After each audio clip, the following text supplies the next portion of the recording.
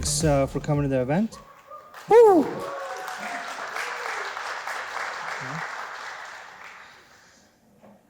Great, so thanks for your patience. I think we're getting going now. So I'm thrilled to be here with Stani, who's the founder of Aave. And I think we all know Aave very well as the leader in the DeFi space, the largest, most successful lending market that's kind of blazing the path forward in how DeFi works and has done so for many, many years, and kind of defines risk management and security and reliability for DeFi in ways that even the TradFi community is comfortable with, which is a big step forward for the whole industry. So I'm really thrilled to be, joined by him here. I think there's a lot of stuff going on in DeFi and the RWA world and so on. So I'm just going to kind of run through some of the top questions or top ideas that I kind of want to hear his views on, and then I'll comment on those as well. Great. So Stani, thanks again.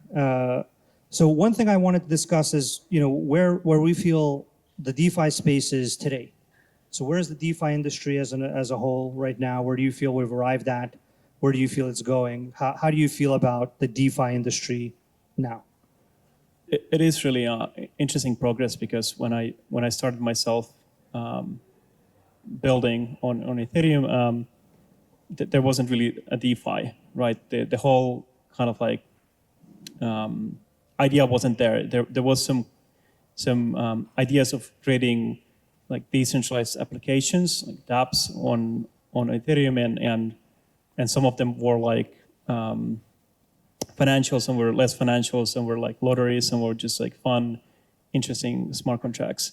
So I started kind of like a more of from own enthusiasm and building something that I could imagine that this is interesting technology to use. And at that time, there was probably like one decentralized exchange, but it's interesting because that kind of like sparked this idea that, what if you can create these applications, financial applications on chain, and not give up the custody. And just to go back in time, like we're in an environment where most of the crypto happens in centralized exchanges, centralized providers. And in fact, when I was starting Aave, which was called back in those days ETHLend, short for Ethereum lending. That's where we actually started to talk first time with Sergey and Sergey's team about Chainlink, because we were building an Oracle ourselves, and we realized how much of a work it actually was back then. But what is interesting is that kind of like when we started, at the same time, we saw a lot of centralized startups also joining the space, especially on the lending and borrowing side. So we had Salt Lending, Celsius, BlockFi, Genesis Lending, and a bunch of other ones. And it's really interesting because now kind of like time has evolved, and we see that DeFi actually is really resilient. And when I think about also like DeFi and the actual state and where it is, I think the biggest benefit what we see now is that we're able to actually participate in a technology that is really kind of like mitigates a lot of these single point of failures. So imagine if DeFi DeFi will be something that the whole crypto will be based on. We would avoid FTX, we would avoid other exchange hacks and collapses. We would avoid a lot of issues like this. So looking at now, it's really interesting place because we've been building now Aave for the past 7 years, and it's grown substantially. So we have now 2 million cumulative positions at the moment, and it feels quite big. And we're in 12 different networks. We have 17 billion worth of value in net deposits. So it does feel quite a lot. DeFi itself is at 100 billion at the moment. So on the other hand, when you kind of like flip the coin and you think where we are now on the more progress of seeing DeFi to become like actual infrastructure for all finance. And that's the way I think about it. So when I was building ETHLend and even early on Aave, like we always thought about that this is a piece of infrastructure that could exist under any financial transaction. So, and I still believe it was harder to believe when markets were down and there was a lot of pessimism in the ecosystem. But every time and every cycle, we get closer to that moment, and more of that infrastructure gets better. So on the other side of the coin, we're still just a piece of a drop, like a water drop, actually, in the whole financial space. So it's that early, and still almost all the value exists outside of the blockchain itself. So we're very early. So it's 7 years in of my kind of like a timeline, and I feel like it's just like it's absolutely super early, even where DeFi could be. Yeah, I agree with a lot of that. I think basically Aave and really a handful, you can count it on two hands, protocols trailblazed, and Aave was kind of even leading that group in trailblazing the existence of DeFi. And I remember really when there were like just a handful of teams, and ETHLand was really like the most innovative initial idea of, let's take a financial primitive and turn it into something reusable by other protocols. So it's not just retail demand, but it's other protocols and this kind of interconnected web of contracts. So I think that idea worked out. I think you're right that the CeFi, centralized lending, risk management, and lack of transparency created a lot of weird decisions and weird behavior. And I mean, there was one actually centralized platform which basically had a one person doing risk management, and the guy's name was Nuke. So you can imagine like how like kind of like you're trusting like one person of a company managing such a big amount of funds. And when you look at DeFi, like everything is just like end-to-end transparent. Like that's like when we are using DeFi, you know, we're maybe looking at the financial opportunities and kind of like how cool it is to move assets from one protocol to another.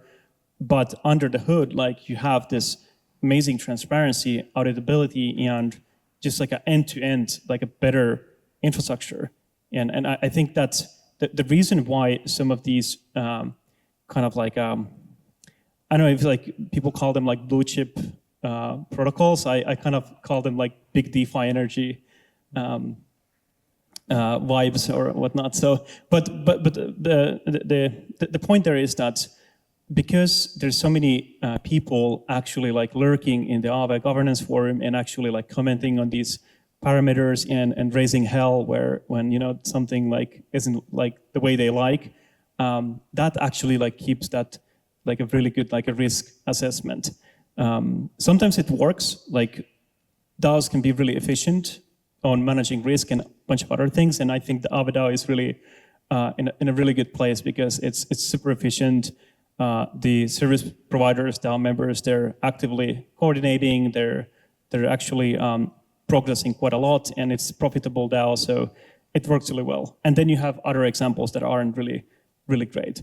But it's like Aave DAO is a really great example of like how a really important financial infrastructure could be managed by open, transparent community. yeah, so I think that has also been proven out, right? A lot of these centralized lending systems failed, took down a lot of this ecosystem with them, you know, Celsius and others and BlockFi and whatever. So that's been proven out. I think there is another kind of very big dynamic that drove the growth of DeFi to 200 billion, which is double what it is today, which is basically the yield, right? So you were in a low yield environment and the DeFi yields were very high. And I feel that was a big driving force that kind of went away, and now there's this consistent search for yield that makes DeFi competitive with the TradFi community yield and with other sources of yield in the blockchain ecosystem, right? CeFi yield, whatever other yield. I think that balance is finally shifting back towards DeFi, especially if the Fed interest rate continues to go down. So the more the Fed interest rate goes down and the more the DeFi yields continue to remain high at a low to moderate level of risk, then kind of the party for DeFi could be back on. I actually feel bad with some of these RWA stuff because like whenever like the DeFi yields are low, the RWA stuff picks up, and then when the degen yields are back on, people forget about the RWA stuff for a while, and there's like a lot of interesting innovation actually there. But that's how actually a lot of the excitement around DeFi came, because just remember a few years ago, and for almost a decade, we lived in an environment where you had pretty much like zero interest rates, right? And then in some places, negative interest rates, which means that if you don't move money around, you get penalized for that. So at that point, when you actually see yields like a couple of percent, that creates a lot of excitement, because that creates a financial opportunity. And not just even financial opportunity, but like opportunity to actually mitigate against inflation and things that actually subtract away of your personal wealth. And I think for DeFi being able to create some of these financial opportunities that are better than the low interest environment really created kind of like the first flow into DeFi, like the first money flow during, even before the COVID period. And even like just to go more back in time, when we started, Ethereum didn't have even stablecoins. So all the stablecoins were essentially in centralized exchanges. So having stablecoins on Ethereum, being able to just hold stable value was a big thing. And then these kind of like high interest rate compared to the traditional financial ecosystem. And then obviously when COVID came, everyone was basically farming all kinds of tokens. And that also created an interesting impact, because what we realized during the DeFi summer is that actually all this innovation that we created, they can be distributed back to the community by just distributing the ownership. And that was the whole concept of liquidity mining, that let's reward these protocols with ownership, and they can govern some of these infrastructure. And some of them actually turn out pretty well, I would argue, and some not. So protocols essentially, some of them live and some of them die, the same way as any technology stack or even startups, essentially. Yeah, so I think the yield is definitely something that's a key component, and the yield farming and yield distribution mechanisms definitely help to increase that yield and distribute it to more and create like a virtuous cycle there. I think once the fundamental source of yield kind of dropped down, though, you got a lot of people trying to, let's say, creatively generate yield that wasn't really backed by much value. I feel like without a really core source of yield, that's kind of where DeFi gets stuck in cycles on. I feel like we're finally getting out of that mode. And with the interest rate going down, I think we're in a place where now DeFi can have that big yield boom again, possibly. In terms of RWAs, I think they actually will serve a much larger purpose this time as far as diversification.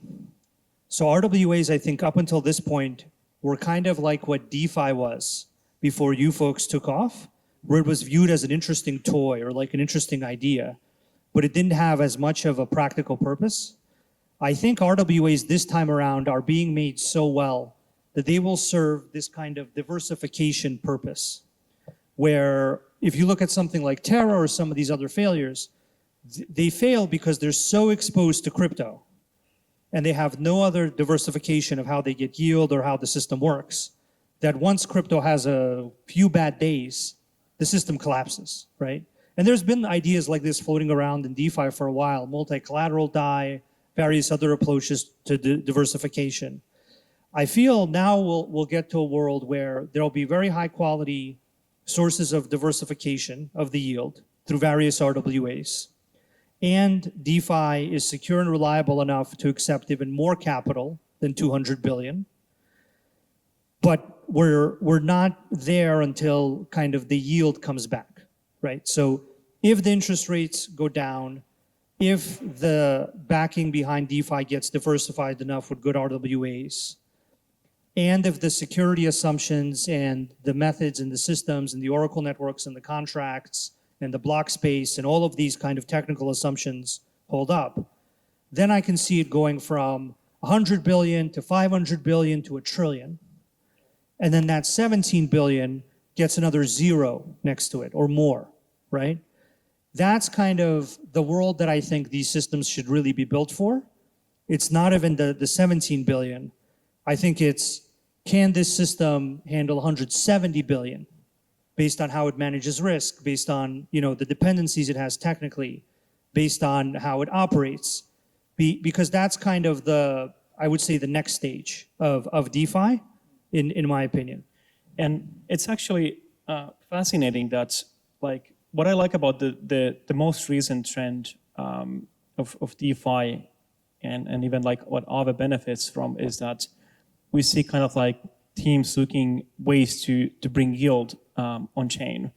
And that's really cool because essentially, like, when people are looking at the space today and they're seeing like a lot of stablecoins popping up and stablecoins being at their peak, and we should remember that like we have few stablecoins that are quite well capitalized in crypto, and they fulfill the purpose of like just enabling stability.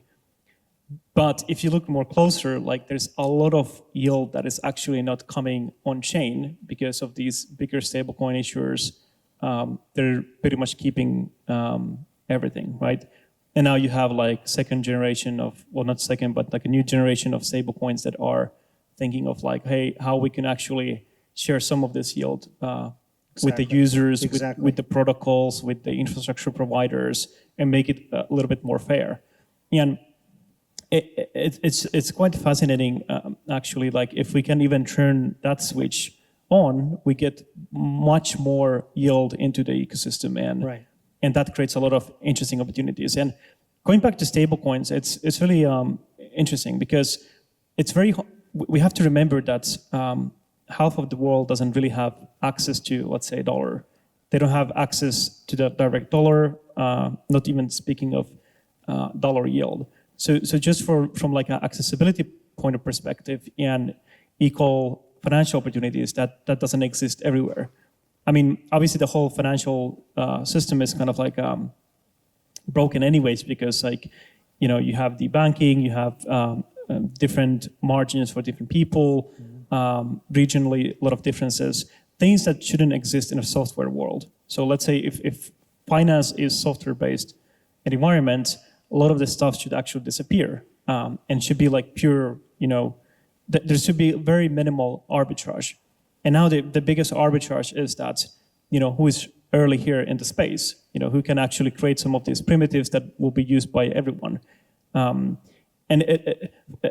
it's going to last for quite a long time, because turning the whole finance on chain and pushing more value, pushing more yield, and tokenizing a lot of these real world assets, funds, and you know, it's going to be a process that will take decades actually until we see everything being on chain. Yeah, but everything on chain is hundreds of trillions, right? So it's, I think it's worth it, in my opinion. Yeah, and really, you know, to get this stuff on chain, it requires a lot of, you know, expertise, a lot of interesting ideas. You know, I'm pretty sure like a lot of you are here today to not just learn about, you know, about Chainlink and Aave, but you're interested in contributing to the ecosystem. There's actually like there's a lot that needs to happen in DeFi, but also in RWAs. Now, RWAs especially is interesting because you have the on-chain component and then you have the off-chain component, and how to basically kind of like, you know, how do you secure things on chain, but how do you secure things off chain, and how you make even transparent. And one really cool thing about our community is that unlike traditionally when you think about financial products, you really don't care. You want to know, for example, who is managing the fund, who is the auditor, and some other nuances, right? But the people in DeFi and crypto, they demand more. For example, recently Coinbase launched the CBBTC, and you know, they were kind of like referring that we don't need, let's say, proof of reserves, because essentially, like, we're a publicly listed company, we have financial reports. You know, it's expected that we basically act upon the right way, and that might be right, for example. But at the same time, you have this big community demanding things like proof of reserve, because it's just an improvement of the technology and also the perception of, like, the old saying that don't trust and verify. So I think that's a really interesting, is that because we are so skeptical and we want to verify everything, that's one of the reasons why DeFi is resilient. And I think slowly, the more we bring assets on chain, and we actually keep questioning things, and we keep actually demanding better infrastructure, transparency, auditability, and in real time, not every quarter or every annual report, essentially. That creates just a better financial system in overall for everyone. So in some ways, like we as a community are contributing to make finance more better as assets come on chain. We demand more transparency, we demand more auditability, and I think that's going to be really, really valuable for the whole finance. Yeah, so I think we're completely on the same page. I think that proof of reserves, on-chain NAV data, on-chain AUM data, all kinds of on-chain data basically creates this transparency. As you know, we've been building a lot of that and been pushing proof of reserves for many, many years. And most widely used source of proof of reserves is the various Chainlink proof of reserves feeds in DeFi, now also in TradFi. So I completely agree. I think DeFi and the public blockchain space generally consistently raise the bar. And then that higher bar is then looked at by the TradFi community and the fintech community, like Coinbase. Because for me, Coinbase isn't TradFi, it's kind of a fintech that wants to exist in both worlds. And then they look at this higher bar that DeFi sets, which is the higher bar you just defined. And then they basically say, that does look like a better bar. Because even in the case of proof of reserve, you can use it for informational purposes, or you can inject it into the mint and burn function so that you have a second check before a token is generated that doesn't depend on just one entity saying we should generate this token, which is in fact a real reduction in risk, a real addition in security, that from our experience providing proof of reserves to TradFi, once they actually look at the design, like once they actually examine the design seriously, instead of just thinking like, maybe I need this, maybe I don't need this, they realize there's actual real tangible benefits to that design. Security benefits, risk management benefits. So I feel like this is one of the greatest things for me personally, and I know for many people in the Chainlink community, is that we get to work with kind of founders and communities like the Aave community that want to build better systems, that want to build better applications, that want to manage risk better through better Oracle networks that properly define how to view things correctly about the world, whether that's through proof of reserves or price or bridges or whatever else. And that's actually what the really exciting thing for me is that there's infrastructure that then is used by kind of a thoughtful community of builders that build this higher standard. But I do believe that that higher standard then propagates and becomes the way the world works.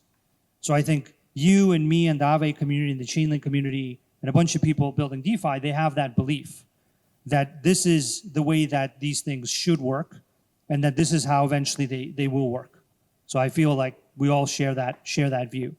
I think there's just some things that still need to be polished, something around user experience, something around how do you get money out of your TradFi bank account into a DeFi protocol to earn that greater yield, right? So let's say the DeFi protocols are back to 7 or 8%, and the traditional systems are down to 3%. Eventually, you get a larger and larger percentage of people that have a large enough economic incentive to look at the cost of switching. And then the question becomes, what is the friction, right? What is the cost of switching? So if stablecoin accessibility, if everything becomes simpler in terms of switching to DeFi, and the incentives of going to DeFi become larger, the yield, the lower risk, the more transparency, all these properties that we inherently value. I think that, yeah, we'll be in a world where the TradFi community is sending a lot of value there. The RWA community is seeking to put things in lending protocols and get yield or diversify risk and get paid for that.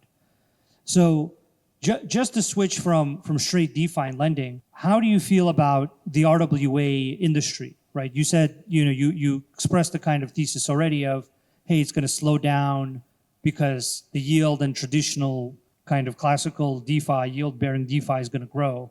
Is that how you feel the RWA industry will evolve? Yeah, I think it's gonna quite a lot depend on the opportunities of DeFi. So let's say like obviously if DeFi like native yields,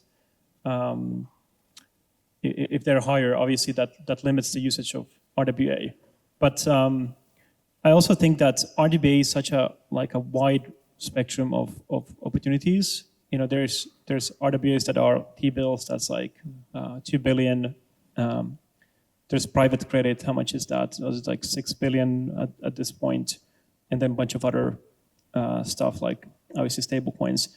I think there's so much kind of like opportunities, and it's just about what is interesting to tokenize, essentially. Once we figure out like a really simple process of tokenizing assets, very simple like a framework. And what I mean with a framework is that, you know, not relying in a third party like a service provider to tokenize things, but like having an actual framework. What do you need to be like sufficiently like compliant with like community or like the industry standards, essentially? So let's say proof of reserve, custodians, and some kind of like a small surface of smart contracts, and that's it, essentially. And well, obviously like whatever kind of like else needs on the off-chain side, but making it super simple. So like creating like a very like a template model for this. The same way as like, for example, in fundraising, you have like a simple agreements for equity fundraisings. You know, you have for options trading or let's say derivative trading, you have templates for those agreements. So you need something for RWA that kind of like applies to everything, from like tokenizing, let's say real estate, tokenizing for equities, tokenizing credit, and so forth. So once that's in place, we kind of start to see consistency. And people who are searching for financial opportunities, they love consistency. The consistency is something that makes things familiar, creates opportunity, and also kind of like social proof at the same time. Mm-hmm. So once we have that, we're going to see a lot of stuff coming on chain with the tokenization. And I know there's like a bunch of projects that are doing RWAs, and everything seems too complex. Like, you know, someone is having some weird structure, or, you know, it's just like it requires a lot of effort and energy to look into a project and understand like, okay, what I'm getting into. But if there's like a set of standards and a framework for the tokenization and everything else around that, we will see more stuff coming on chain. And I think that's like a missing component. And once we have that, then we can start seeing like more credit and different kinds of yield. So we will see like 10% yield, 7% as well. So we see a lot of interesting things. We see also credit that's with a fixed maturity, some interesting ways to roll over that credit as well. Real estate.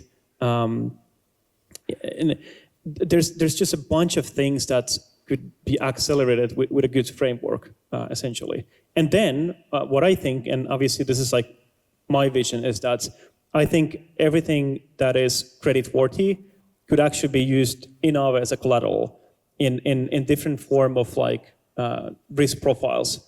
Some that is really highly appreciated can be in the main market. It can be another custom market that could be created for specific type of a collateral. And the way it works is that once you solve this tokenization component, you start seeing assets being used as a collateral. Then you can extend more credit into whatever that credit needs to go from Aave, essentially. And that creates like a borderless kind of credit markets, borderless liquidity market for any type of lending. It's going to be the most transparent thing because it's end-to-end transparent. You can audit the risk, and it's contracts, so it's borderless. So the same way we issue credit today can still be the exact same thing, but that tokenization component, proof of reserves, getting it on chain, and then drawing credit, that's the kind of like a new piece of it. So I think we'll see a lot of new stuff happening once we kind of like get that piece of right, and everyone is having like a really smooth consistency, and that makes things much more easier. Yeah, so I think your point on consistency is absolutely right. I think when I talk about this, I think about it in terms of the word standards. So when you have certain standards for how to define price, proof of reserves, NAV, how to move assets across chain in that, there's no additional risk from that movement because there's now a surrogate in a system that you know is secure.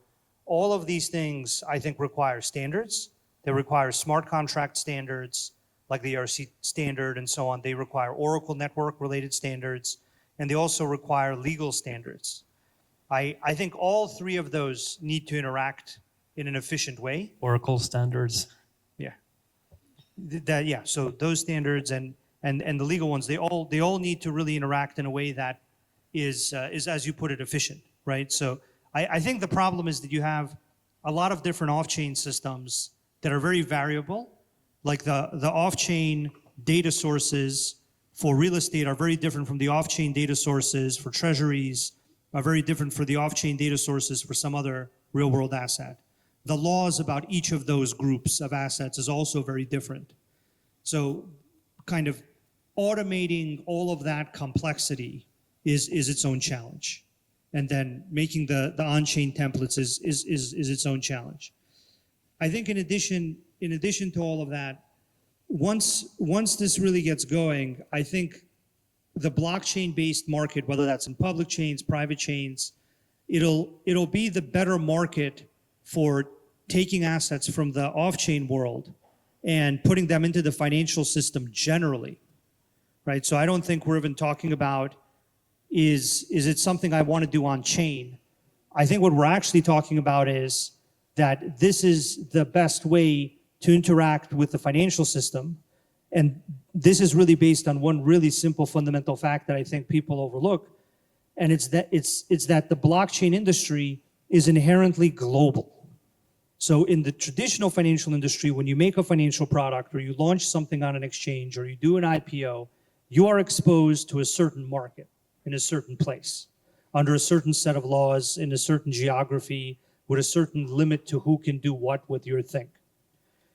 The booming kind of size and speed and scope of crypto, I think is really based on the global nature of it. If you're going to make a system that's going to make a standard, like in your case, lending markets and how those credit markets work and how those risk profiles work, and in Chainlink's case, how that Oracle network infrastructures work, how the data standards work, how the cross-chain standards work, how the proof of reserve standards work that help secure and properly manage the risk of those systems. Yeah, you need to make a global standard. We can't make, in this industry, one of the reasons it's so hard to do this relatively well in this industry is because it has to be an inherently global standard, right? That's why there are all these global crypto conferences. Me and Stani are, I wouldn't say we're perpetually jet lagged, but if we wanted to be perpetually jet lagged, we could easily achieve that goal and still get a lot of really good outcomes out of that in ways that you couldn't in other industries, right? So I think that global aspect is important. But I do think people care about this topic quite a lot. I mean, there was, last time I looked, there was over 700 side events during this week. And everyone here chose this event particularly. Because I think it's really like underestimated how kind of like a big problem it is to solve, getting all the value on chain, but also like how big of an opportunity it is. And actually like how quickly you can go live with an idea. If you find something really interesting and something that is some sort of like an arbitrage between what's happening in the more traditional finance and getting it into on chain. And it also takes time. So with this discussion about the yields, for example, going back and forth, sometimes it takes multiple cycles to actually get some sort of breakthroughs as well. And I think that there's a lot of opportunity in RWAs. And I kind of like been looking at the space for a few years and seeing different kinds of tokenization models. And I think that if this particular kind of like fundamental framework is solved and there's like a really good standard for it, and someone will do that, hopefully Aave some way can be supportive on that essentially, and extending and growing that credit. And obviously what we do with Chainlink is really fascinating, because when you have essentially proof of reserves, you actually have a more valuable, more kind of like auditable collateral as well down the line. So I do think it's a really fundamentally one of the biggest problems to solve now. And I think that's you're all in the right place at the moment. Yeah, I think the way it really looked for DeFi, and I think the way it's going to look for RWAs, the way it's going to look for our whole industry, is that it's slow and then fast all at once, right? That's basically how I've seen this work in our industry.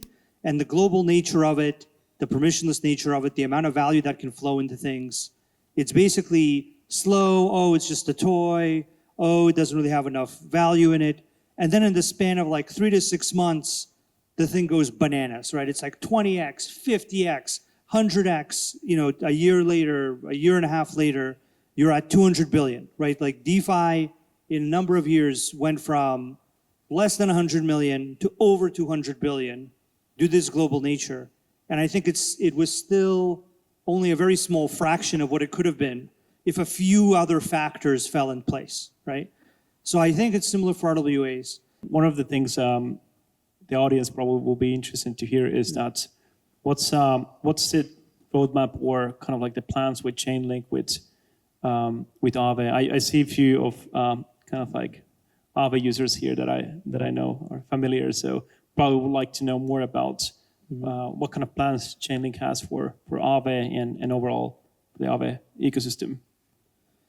Yeah, I think it's really a focus on how to make it the most secure, reliable ecosystem possible by providing data and cross-chain and all of these other aspects of what makes a lending market and a smart contract reliable, and reliable to the level of both the DeFi community and also ideally the TradFi community, where I think a lot of value will come from, right? So the goal is reliability, security, and proper risk management by mitigating various risks in automated ways through thoughtful kind of principled systems design.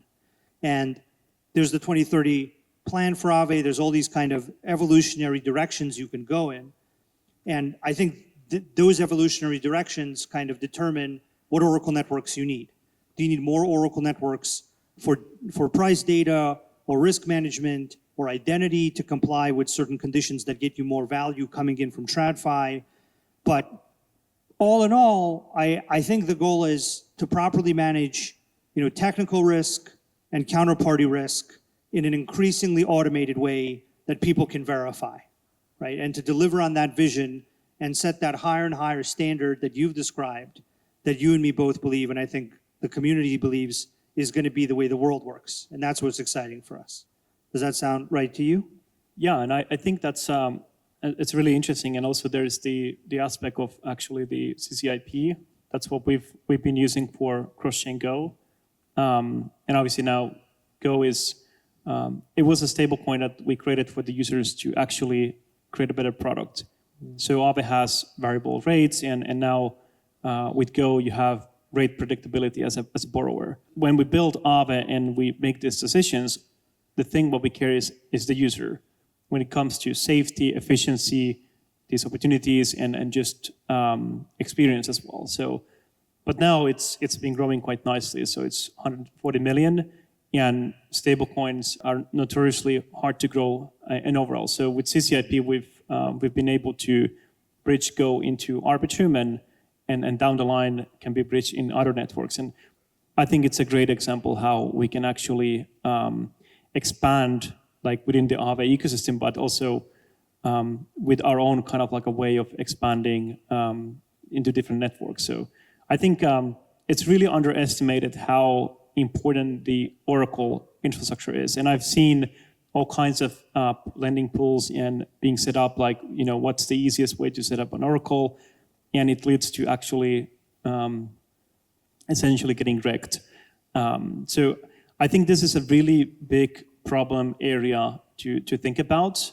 And if you're, for example, building RWAs and thinking about that area, especially like the proof of reserve is fundamentally important part as well. And I think you have also the Nav on-chain now support for traditional assets, and I think that's going to be like a really game changer as well. Yeah, there's just another. I'm kind of shilling Chainlink, but I probably know the product almost as well as Sergey at this point. Yeah, you've seen it evolve from the beginning. I think the thing that I would say is that there's definitely more and more data coming on chain to create these guarantees, and that's in line with these risk management and these transparency goals. I think today we were on a panel, and somebody on the panel, not me or you, said that Aave is the leading lending protocol because of how well it does risk management. And I was actually really happy to hear that because I feel the technical guarantees of Oracle networks that Chainlink has provided allows that to happen. And so I feel that we've had a certain part in that. And I feel that your conservative and thoughtful approach has had a big role in that as well. So I think that's really where things like Aave and ecosystems and communities and systems like Aave really are at.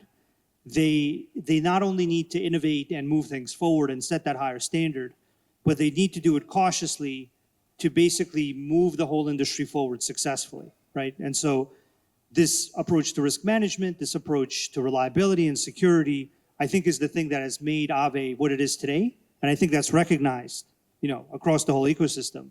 And I think more data, more security guarantees, more reliability proof points and all that stuff is exactly the direction everything should be going. Because once again, we're not trying to build systems in this industry that can do 17 billion or 70 billion. Like, we're trying to build systems that can do 700 billion, over $1 trillion. That's what kind of the DeFi industry and the infrastructure behind it should be able to do. And the standard that we set needs to be able to also handle securing something like that. Stani, thank you so much for joining us. It's always a real pleasure to chat with you. And thank you for sharing your thoughtful views with us. Thank you. Thanks for having me here. It's a really amazing audience, and I'm always happy to come to Chainlink events. It just gives a good feeling because a lot of people here care about these fundamentals, and essentially these fundamentals are what we're going to build the future of finance. So thanks for having me here today. My pleasure. Thank you, Stani. Thank you.